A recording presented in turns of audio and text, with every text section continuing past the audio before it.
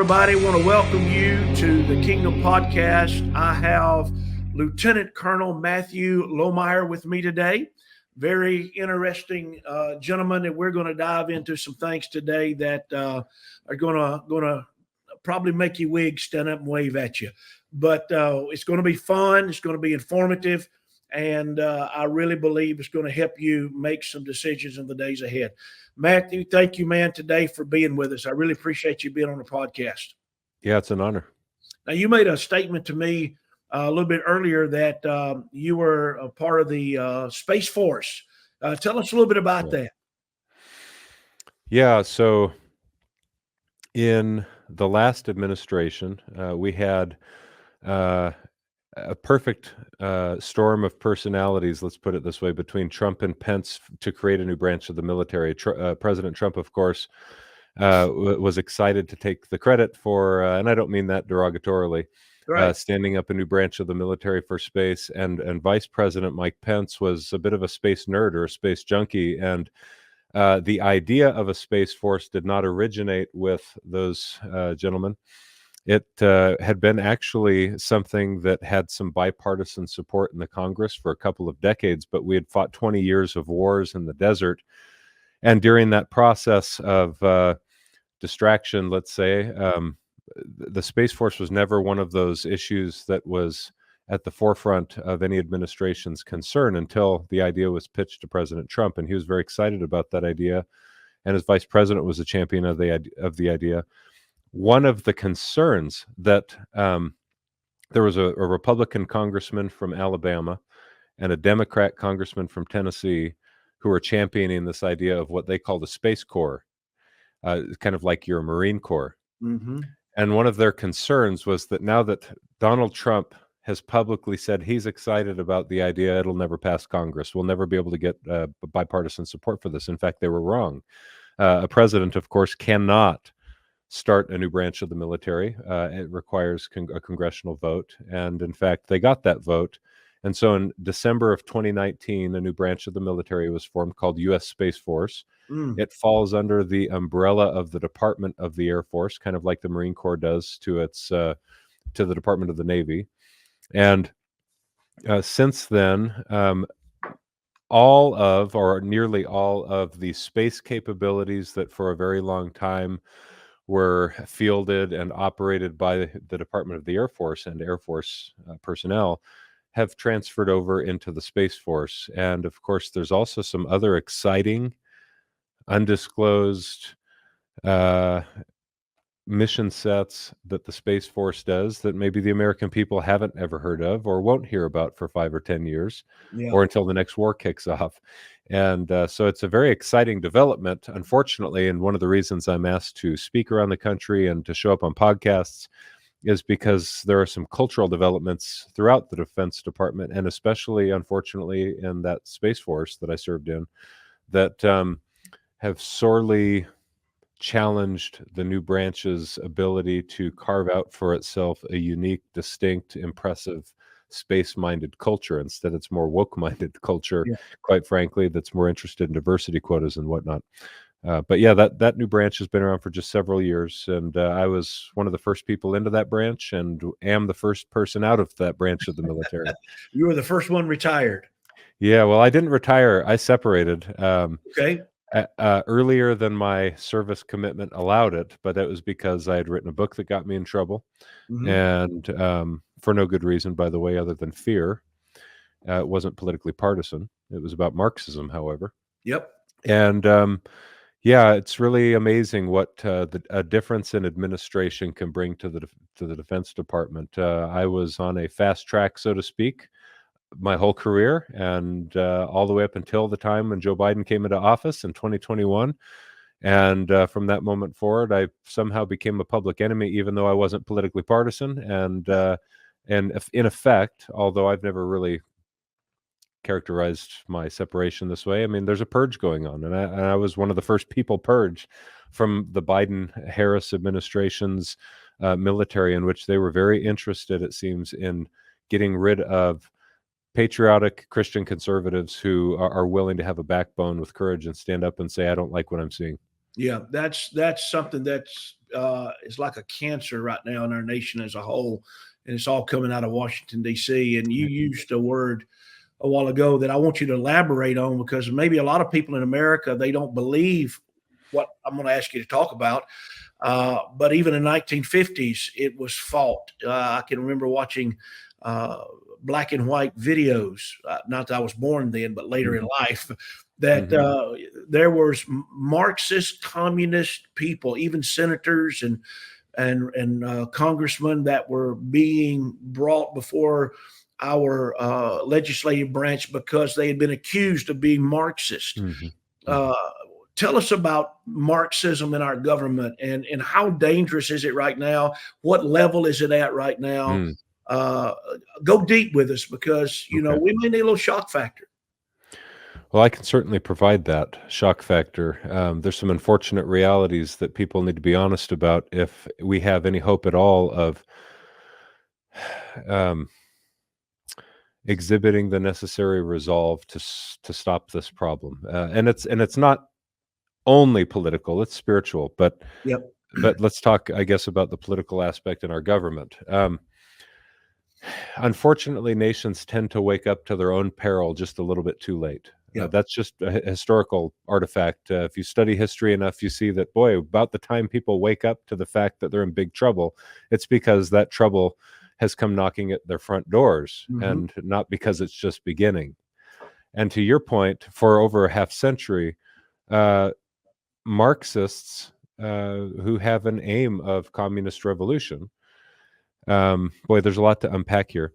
Marxists who have the aim of communist revolution have sought, as a matter of strategy, to infiltrate the United States government, among other institutions. They sought, in fact, this is as old as before it ever came to the United States.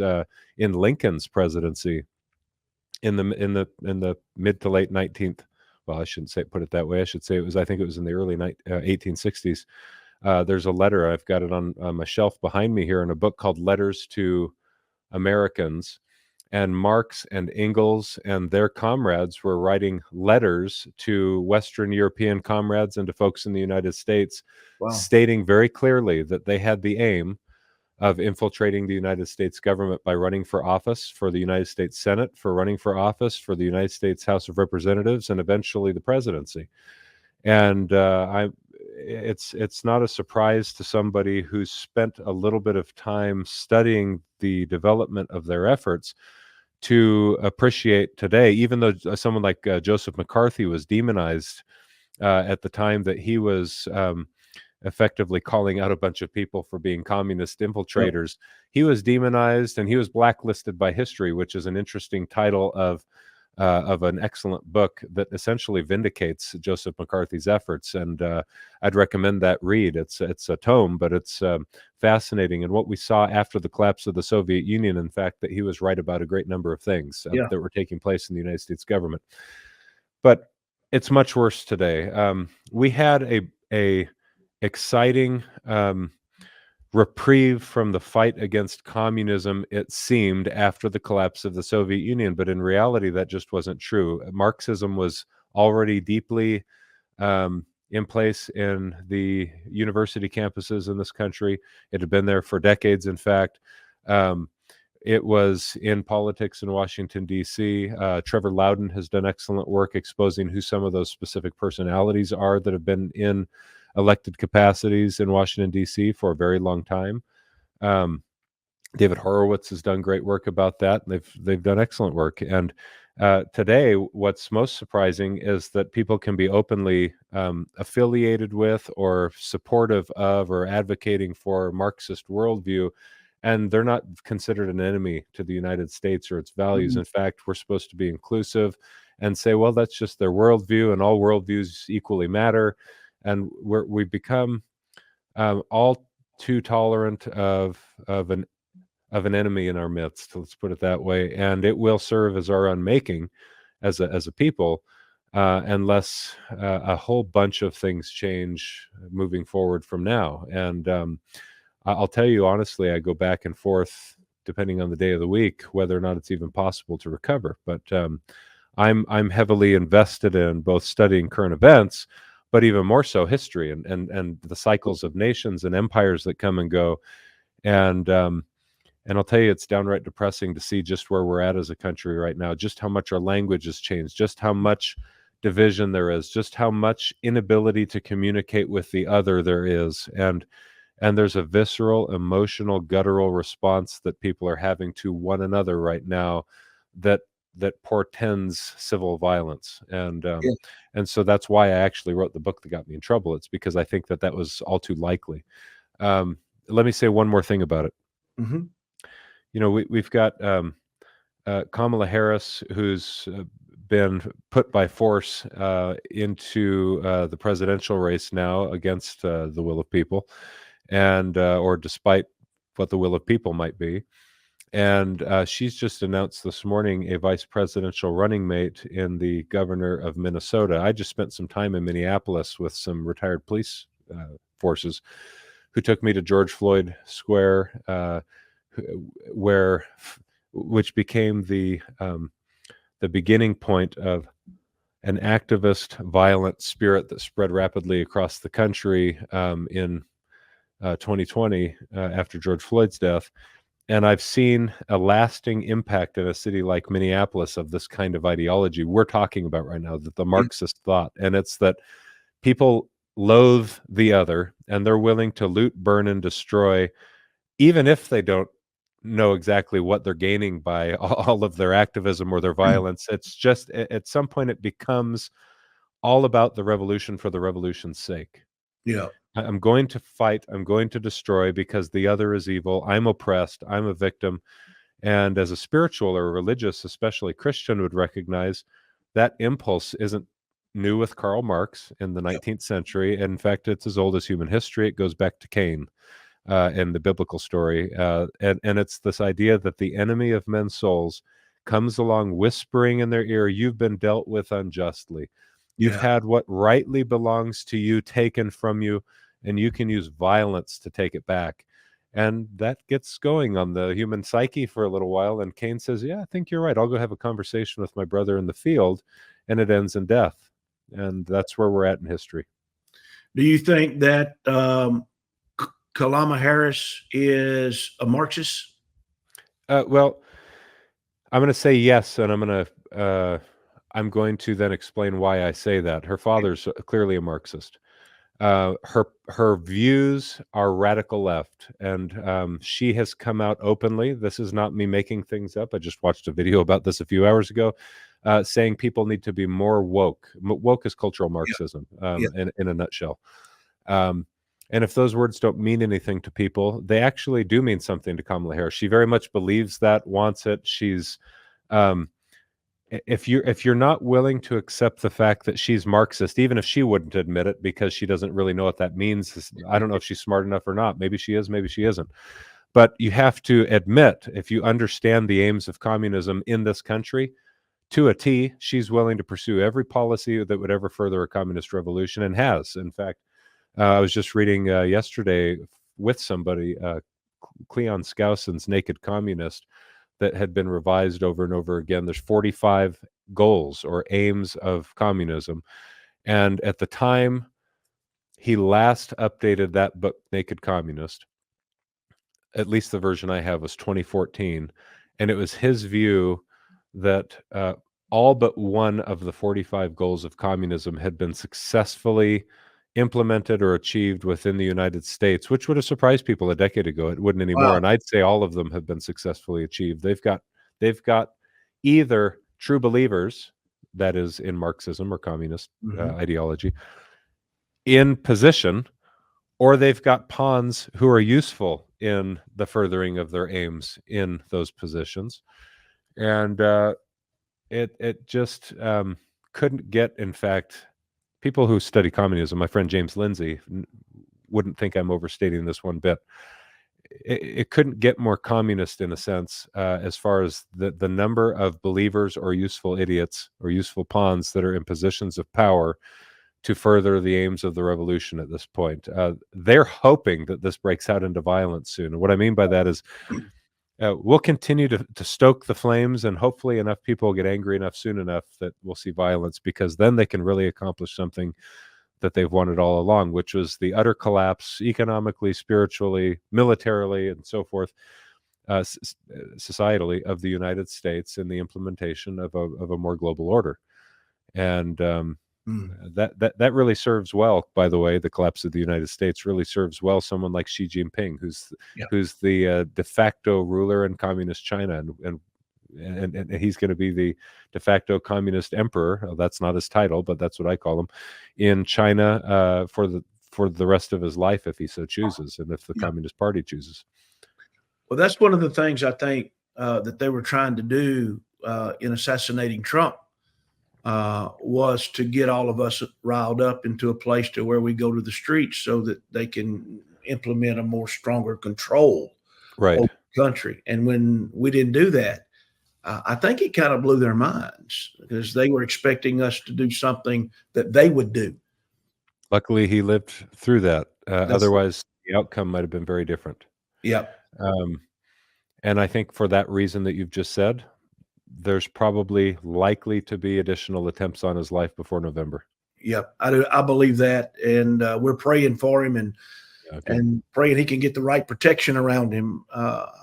I think the same people that killed Martin Luther King Jr. and JFK and RFK and Malcolm X is the same ones that shot at him. Interesting.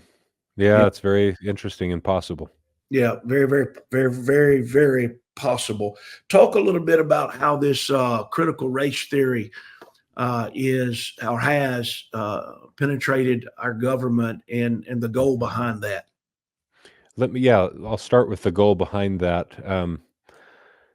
I've spent a few years trying in a nutshell to describe these things, and so let me say it this way. Mm-hmm. There is no question that critical race theory is a branch of critical theory, which had begun decades earlier, and that is critical theory, was the brainchild, let's put it that way, of Marxists that came here from Germany. And the Marxists I'm referring to are those of the Frankfurt School.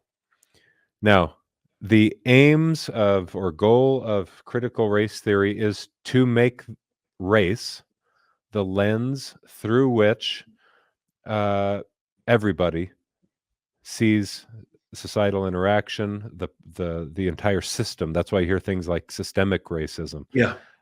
We need to make race the lens through which everyone views all of our interactions, and thereby is able to attribute guilt to an oppressor or a ruling class or those who are making the problem bad for all of the oppressed people. The oppressor or the bad guy, ipso facto, in this lens or in this framework, is the straight white male, the Christian conservative.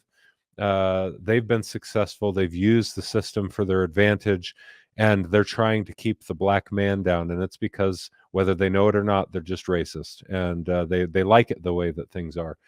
And the hope is that the black man or woman and anyone who buys into the ideology recognizes that they're a part of an oppressed. Well, it's to get enough people angry about the fact that there is an oppressed group of people, racially speaking, that there needs to be a complete, let's use Barack Obama's phrase, a fundamental transformation of existing Western civilization, a fundamental transformation of the United States and culture and way of life. And so the language begins changing. And when we change terms, and that's a big part of critical race theory, there's a lot of talk about diversity, equity, and inclusion, for example, all nice words in some respect, but not as defined by the critical race theorist, not as defined by the Marxist. There's a very activist, subversive aim.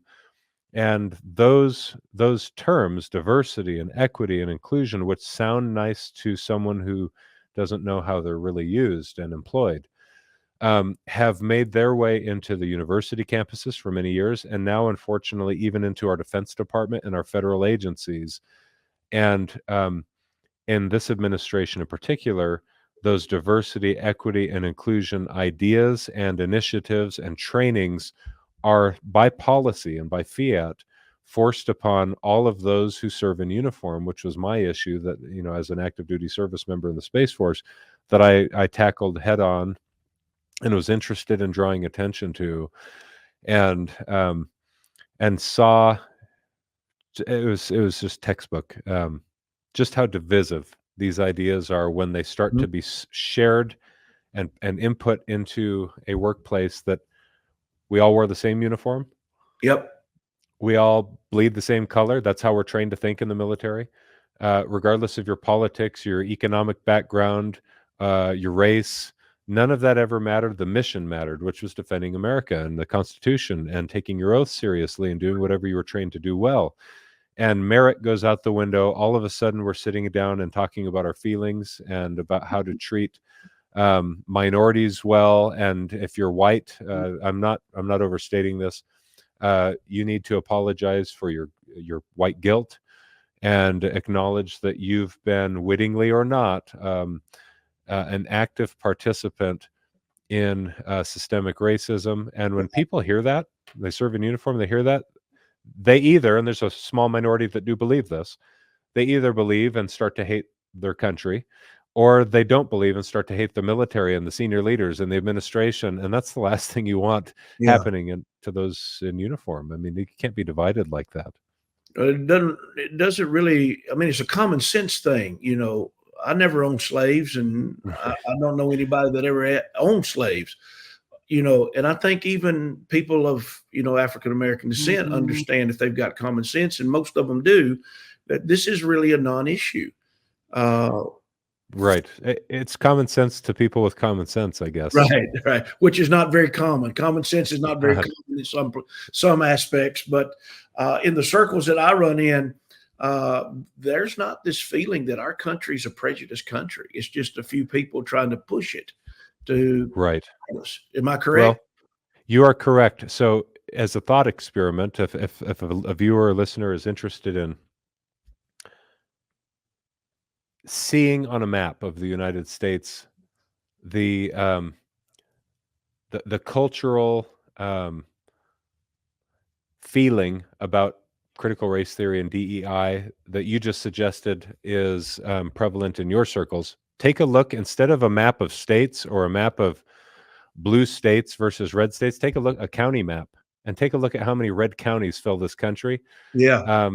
And then you'll notice that the major city centers, and they are relatively squished into certain corners of the country by and large. I mean, the West and East Coast, and there's a few other big city centers, of course, but that's where there's a locus of leftist energy and cultural Marxism that is pervasive, either in policy or in the elected officials there. But by and large, in the red counties throughout this country, even if they're not as densely populated, I mean, the overwhelming sense of the American people throughout all the counties in the country is just like you and I are talking about. It's common sense. That's nonsense.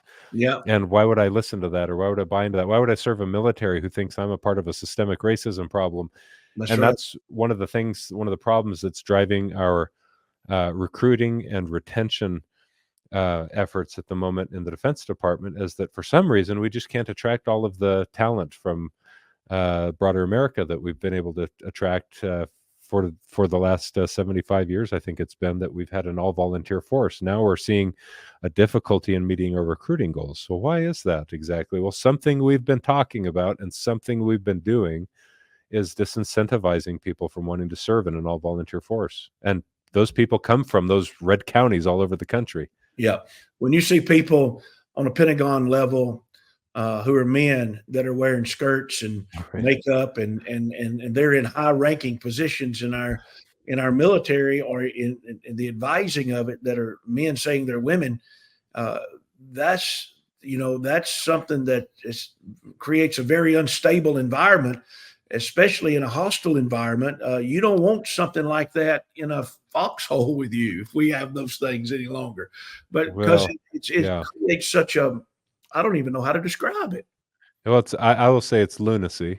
Yeah, good word. But the foreign adversaries that we have on the world stage, they're probably not only embarrassed for us, but they like what they're seeing, because they think we lack seriousness. We're losing our focus on warfighting and our warfighting ethos. and our allies especially are probably afraid of what they're seeing, because in a place like Europe, for example, there's an international relations scholar named John Mearsheimer, University of Chicago, that I've liked his work for a long time. Democrat, by the way. I'm pretty sure he is, but I like his thought on international politics. And he doesn't tend to have the same view of what we might call a Washington D.C. swamp, but Mm.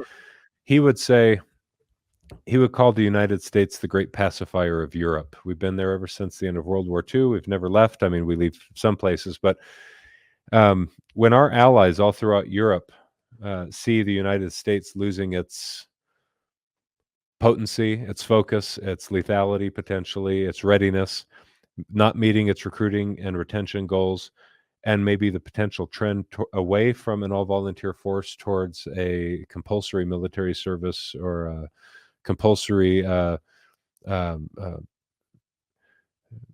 selective service registration for both men and women, they get nervous because we've prevented bloodshed in Europe for a long time. And John Mearsheimer says, the moment you remove the pacifier, the U.S. pacifier from Europe, if we ever had to do that, you'd see bloodshed within 5 to 10 years break out throughout Europe, because that's the history of Europe. And we are in a modern world that has grown accustomed to relative peace. War has not, for many decades now, over a generation, been in our own front or backyards, and we fight wars abroad, and we've forgotten what it means to be tough. And the tough is coming right into our front and backyards right now, and people are being quite startled throughout Europe and here at what they're seeing, and what they're seeing is that it's not going to get any better very quickly. It might, in fact, get a whole lot worse before it gets any better. Yeah, I tend to believe that same thing, that it could get worse before it gets better. We need men in our country again. We need men to be men, and we need women to be women. That's right. They both are very unique creations of God that bring something to the table the other one can't. But the government wants to change all of that, and I think it is, like you're saying, to topple this country and to move it away from its original intent. I go to other nations a lot, and I've had people come up to me in Australia, even in the Philippines or Hong Kong, different places, and they'd say, we're praying for America. I'm like, thank you. I appreciate that. And then most all of them would say, no, wait, you don't understand. We're praying for America, because if you fall, we fall. As America goes, the rest of the world goes. And the first few times I heard that, man, it kind of startled me, because most Americans don't understand the importance of this nation and the call of God on it to the nations of the world. It's not to be a police state or to be something special in that aspect, but right now in the world, we are a stabilizing factor. But Marxism wants to get rid of it, right? So my question is this: how do we fix this? And what I think there's two roads. I think there's the popular answer, but what do you? Let me rephrase my question. How do you see the course correction coming about in this nation? Okay, I'm going to try and answer both questions, because there's a little bit different nuance, and I want to make sure I don't forget. So, one question is, how do we fix this? And another question is, how do I envision the course correction coming about? Yeah. In the first question, how do we fix this? There's a few different answers. Of course, politically, this has to be fixed, and I'm not saying that's the only answer, but you have to get the right administration in place. You need the right presidential administration in place, bottom line. Otherwise, I think we're doomed forever at this point. We're at the tipping point. So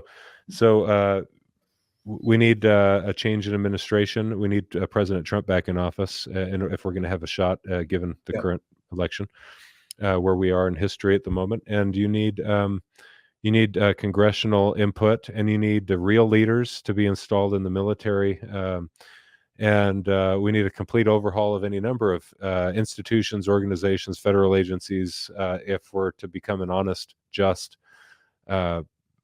government again. We probably need to both pare down our government size and spending, and there's a whole host of things, but specifically related to Marxism and what we're talking about here. That's the first step, is getting the right leadership, and assuming for a moment that our elections weren't utterly compromised, and the American people get to have a say, and through the process, Trump ends up back in office. That's important step number one. Yeah. Now, there's a spiritual element to this as well, and it's the impetus for the book that I wrote. The last chapter of my book is called Irresistible Revolution, and it's the reason I was fired from the Space Force. The last chapter of my book, I was just looking for it. It's not on my desk. It's behind my desk at the moment. Is called The Wrath to Come. Mm-hmm. And I wrote the book for the purpose of explaining that chapter, which is, we will end in violence unless we can repent and turn around and embrace God and our Christian values once more as a country. If we can't do that well and have that voice represented at the highest levels of this country, you cannot be permanent. There is no permanence to the society any longer, because the constitutional republic that our founders established was only meant for the government of a Christian, moral people. And we have, in so many ways, despite all of the good Christians that we've got in this country, the good Christian men and women, or the good, decent people who aren't believing, but who formerly believed in the greatness of the American ideal, for all of their goodness, there's things hang in the balance. And as a country, we continue to be both distracted from God and the spiritual path and way of life. We're all too busy with the wrong things, and somehow our hope has now seemed to shift, in my view, for many people, even if they're religious, away from where hope ought to rest, and instead it's been placed in politicians. And I'm a Trump supporter, but he's not our hope. Christ is the hope. That's and right. People need to appreciate that. But if they've lost sight of that and they think that Donald Trump is the only hope we've got, well, that's actually a part of the problem. That's right. He is necessary to come back into a position of power where he can affect change. But and let me share this, and then I'll get to question 2, which is how I see this playing out.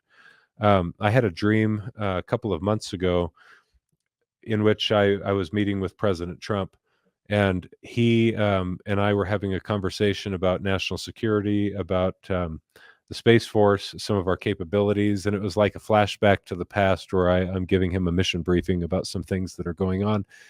And it all felt to me rather vain and unimportant and off mark. And he looked at me and he said, "Lose the bunny," which I know doesn't make sense to your listener. But the impression that was conveyed to my mind when I heard him say "lose the bunny" was, get rid of the fluff, shoot straight with me, and tell me what I need to do. And so, by the Spirit, I believe, I told him 2 things, and this will start to answer the second part of the question.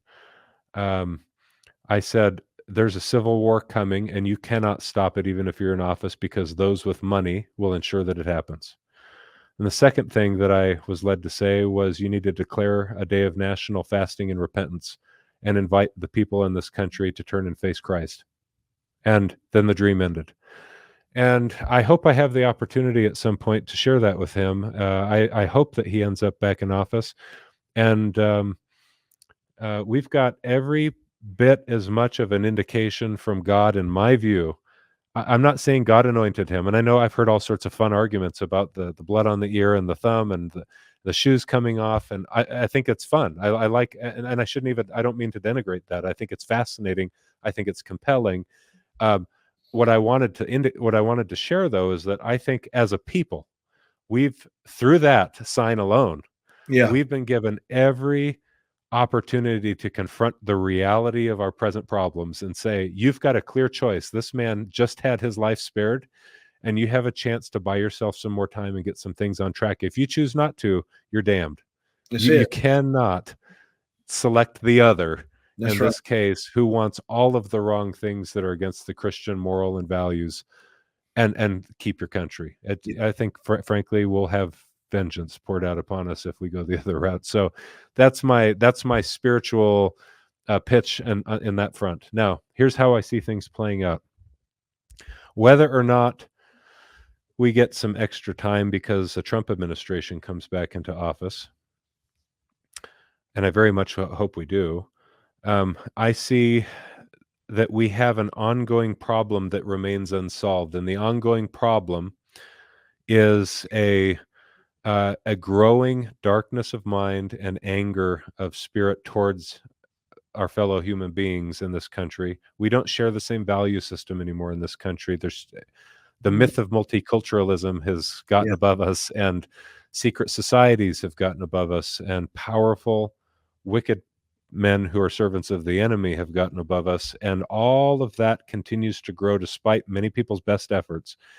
And unless we can tangibly see a change in course, I think that the path that we are on is not sustainable, and it descends into violence. And so what follows the violence and how long that violence lasts, and whether or not foreign adversaries get involved in that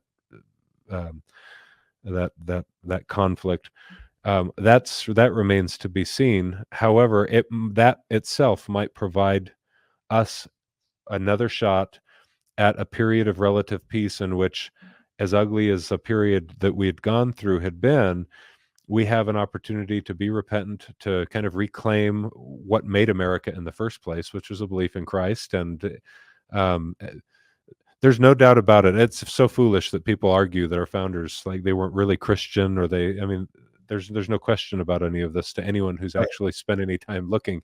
These people were noble in many cases, as sinful as men are. They were noble men with the right ideals, and they established among the best experiments in human governance that's ever existed on this earth, so that freedom and liberty could flourish in a way that allowed men to worship God according to the convictions of their own soul. And that has been so successful at making all of the right advances for humanity for so many generations. We're standing the chance of unmaking all of that at the moment. I believe that. One of the things that I get in trouble with is that I'm a historian. I love history. I love Civil War history, that era, but also like the Revolutionary era as well. One of the things people don't realize, this nation was not founded for the freedom of religions, but the freedom of religion, one singular religion. That was Christianity. Was Christianity. It was not Islam. Yeah, that's actually, right. If I'm not mistaken, there's still a law on the books here in America that Islam is illegal, and for Islamists to come into our nation. That'd be something very interesting for our listeners to investigate and to research. But I know that even back when John Adams was fighting the Muslims and Madison, even at Tripoli, those types of things. Jefferson, there was laws in our land that we could not do business with, or they were not welcome into our nation. It was against the law. So they saw something that was dangerous about Islam, that they wanted to make sure it stayed out of America. I'm not against people who are Muslims, but that religion is not a religion of peace. And it carries a Marxist spirit with it as well that has infiltrated our government. So they're coming in from every different side, and us allowing people to cross our borders. I mean, well, yeah, and we've inherited a different world, surely, than the late 18th century revolutionary time period, and it just is a different world. Like, Muslims are born here every day. Pick your religion, pick your race, pick your whatever. They're all born here every day, and they're all flooding across every day as well, illegally. And one of the things to further corroborate your point about Islam, no doubt there are many wonderful Muslims living here in this country and throughout the world. But I've also studied a lot of Islam, and as a part of my Defense Department strategy studies, we read I've got a whole collection of books on Islam on my shelf, and I was just reviewing a book called Milestones by I'm going to get this right in just a minute. Let me look. Oh yeah. Syed Qutb, I think, is probably how it's said, and he was an inspiration to Osama bin Laden. And you carefully study the true believer uh, words. I know there are different branches of Islam, just like there are Christianity, but those who think they truly understand their religion have the view that you're sharing, and it's that their government, Sharia law, and their people, their religion, their God is not compatible with Judaism or Christianity, and that unless they're willing to be slaves and pay the jizya and to be servants, they need to die. And it's very clear in the writings. And now that said, one of the things that I wanted to share that corroborates what you shared about our founders fighting in the Barbary Wars, for example, this is fascinating. Many people don't appreciate it. As recently as World War II, when decent nations all over are allying against Hitler, it was the Muslim countries who were approaching Hitler, begging to help push the Jews both out of their countries and into the sea. That's They right. didn't care who they were aligning with as long as they could slaughter Jews and Christians. That's right. When war was afoot, that's who they were willing to align with Hitler in order to slaughter Jews and Christians. But then you fast forward to the communist age and the Cold War, and who are the Muslims aligning with? Well, the KGB in Stalin's regime and later Soviet dictator regimes, the Muslims worked with communist dictators to form the the Palestinian Liberation Organization and to create the Palestinian myth in order to build. This is fascinating. If you look into the history of this, the Jewish people had organized as a state in the modern state of Israel, and maybe it's 1948. And the whole world at that time, the whole Western world, I should say, viewed that new nascent state of Israel and the Jewish people as relatively, they were surely coalescing around their worldview and the Zionist movement, but they were surrounded by the Arab world and Muslims. And on day one, after they were declared a country, the Muslim world rose up in war against Israel, and it actually the Jewish state survived, and the whole world looked at Israel as a kind of a literally oppressed little state in the sea of Arabs, Arab Muslims. And so the KGB works with Yasser Arafat, who I believe was born in Egypt, but then they later falsified birth certificate documents to show that he was born in the Palestine area, and they created the Palestinian Liberation Organization, and this myth, I'll call it, of the Palestinian people. Even though surely, yeah, there's Arab Muslims living in Palestine, but there's now a Palestinian people for the first time. You look at the history books, there's no talk of Palestinians before a few decades ago. And now, well, so true to communist Marxist tactic or strategy, what they needed to do was to turn the tables on the Jewish people, because the whole world was sympathizing with this nascent Jewish state. And they said, we need to create a smaller, weaker group of oppressed people that are under the oppressive mighty thumb of the Jewish state. And that was the Palestinians. And ever since then, the world has bought into the idea that Israel is, now, don't get me wrong, I think there's plenty of corruption in the Israeli government, just like there is every government. But the myth that we all buy into is that, well, these poor Palestinians, they just want to live in peace, and the Jewish state won't let them live here in peace. I can't believe how brutal they are to these people. And it's all based on a lie. That's right. And it was created a few decades ago, but people have forgotten a few decades ago. They are doing things even now, as other Arab countries are wanting or letting the Palestinian people be casualties of war. Israel is feeding them, clothing them, bringing them into hospitals, helping them, and the world's not getting that through the voice of the false prophet, is what I call it, the media. Right. And so we've got to let that be known. I think allowing our public school systems and television babysit our children, we have a generation of young people that have no idea about what's really going on in the world. They live out of their emotions. They live out of being right and not wrong instead of what's reality. And I see this war coming. I've had dreams about it, prophetic words about it. I know it's coming, and I'm like you. I'm hoping it doesn't last long, Right. but that could be the only way to rid our nation of the element that's in it. Is, and I hate to say it this way, I'm not No, promoting yeah, yeah. You're not advocating for I'm not violence, right? advocating. I want it to be a peaceful way to get it out. But that's maybe the only way to cut it out of the country and to see our Right. nation come back to what God intended for America to be. And I believe that is to be a nation that brings the gospel of the kingdom into the nations of the world. Right. So I'm reminded a lot too about George Washington's vision. I don't know if you've ever seen that or read that. Yep. Many people write that off as a fake. Maybe it is, maybe it's not, but you can draw a lot from it. Right. And I think we're in that third vision that he had of the nations wanting to come upon us. But it says that we'll make it through it and America won't die. I'm just happy, Matt, that it's happening in our generation. Right. Because I don't want our children to have to go through this or to deal with it. I don't want our grandchildren to have to deal with this.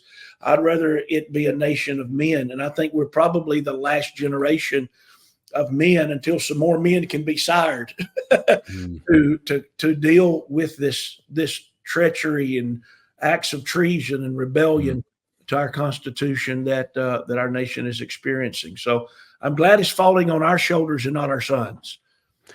Yeah, there will be a lot that will continue to fall on our shoulders, in my view, in the years ahead. And I think since we are talking about biblical prophecy, we're alluding to biblical prophecy and things, I'll just say that it's my belief that we are pressing up against the end of time. And it is so clear that that God's hand is moving. He's giving us opportunities and wants us to be faithful and repentant. And we've got every opportunity to do that in a nation like this. And so I'd be remiss if I didn't always share that belief with people, because a lot of people believe that and a lot of people feel that. And now, what do we do right now with our time that we have remaining? That's right. So important. Matt, thank you for being on with us, man. I'd like to do this again sometime. I love that about this, and I just want to say thank you. Can you take a couple of minutes and tell us how people can get a hold of you, where you are on social media, what you've got coming down the pike as far as things projects that you're working on? Yeah, that's great. My personal website is matthewlohmeier.com, and interviews like this appear on that platform. I'm most active on X at Matthew Lohmeier, and I have a team that posts daily content there for me of past interviews, such as this one. The organization that I work with is, in my view, the best veteran-led organization combating Marxist ideology in the military workplace, and I'll share the website for that organization with your listeners. It's the organization is called STARS, and that's spelled STARRS, 2 R's, .US. And that website is the best one-stop shop, all things military culture issues that you can find. And we're an educational nonprofit that is putting out weekly newsletters for people. And if you're interested in getting headlines each week about goings on in the military and at our military service academies, the newsletter that we put out at stars.us, STARRS.us, is second to none, and I'd recommend it.